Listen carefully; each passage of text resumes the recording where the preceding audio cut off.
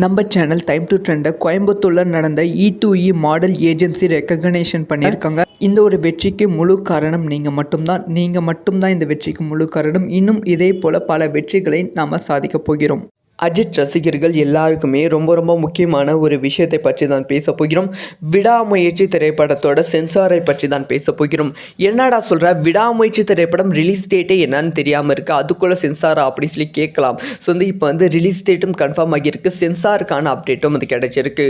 அதாவது good bad ugly திரைப்படத்தோட அஃபிஷியலான release டேட்டை நேற்று ஈவினிங் கரெக்டாக ஒரு 5 மணிக்கு ரிலீஸ் பண்ணியிருந்தாங்க. இதை பார்த்த ரசிகர்களுக்கு இனிமேல் கடுப்பாகி விட்டது. ஸோ குட் பேட் அக்லி திரைப்படத்தோட ரிலீஸ் டேட்டை அனௌன்ஸ் பண்ணிட்டாங்க, விடாமுயற்சியோட ரிலீஸ் டேட்டை எப்படா அனௌன்ஸ் பண்ணுவீங்க அப்படி சொல்லி பயங்கரமாக ரசிகர்கள் திட்டிக்கொண்டு இருந்தார்கள்.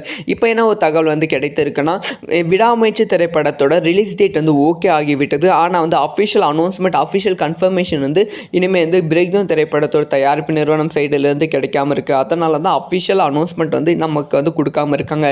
இந்த சமயத்தில் இந்த வாரம் விடாமுயற்சி திரைப்படத்தோட சென்சார் கட் அனுப்ப போகிறாங்க. சென்சாருக்கு படத்தை அனுப்ப போகிறாங்களாம். ஸோ இந்த படத்தோட சென்சார் முடிந்து விட்டால், ஒன்ஸ் பிரேக் டவுன் திரைப்படத்தோட தயாரிப்பு நிறுவனம் அஃபிஷியலாக அக்ரிமெண்ட் ஓகே பண்ணிவிட்டால், இந்த திரைப்படத்தோட அஃபிஷியலான ரிலீஸ் டேட் இந்த வார இறுதிக்குள்ளே வருவதற்கான வாய்ப்புகள் இருக்குது. ஏன்னா இந்த வார இறுதிக்குள்ளே விடாமுயற்சி திரைப்படத்தோட சென்சார் முடிய போகிறது.